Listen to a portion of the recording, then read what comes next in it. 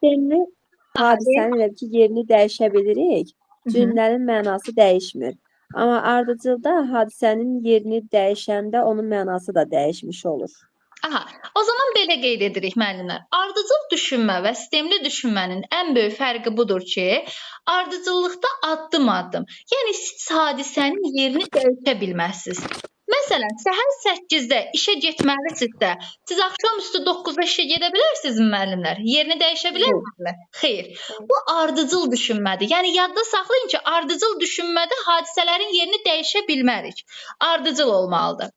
Amma sistemli düşünmədə isə hadisənin yerini dəyişə bilərik, çünki mahiyyət eyni qalacaq. Hətta yadınıza gəlirmi, sizə qeyd etmişdim ki, tutaq ki, bu hissəyə qaşıq qoyursunuz, qaşıq seti. Bu hissəyə çəngəl seti qoyursunuz. Siz bu ikisinin yerini dəyişsəniz, buraya çəngəl seti qoysanız, buraya qaşıq seti qoysanız, yenə səliqəli olacaq, elə deyilmi? Mahiyyət dəyişəcəkmi? Xeyr. Deməli, bu sistemli düşünmədir. Ona görə yadda saxlayın. Ardıcıl düşünmədə hadisənin yerini dəyişə bilmirik, çünki ardıcıllıq pozulacaq. Amma sistemli düşünmədə isə hadisənin yerini dəyişə bilirik, çünki mahiyyət eyni qalacaq.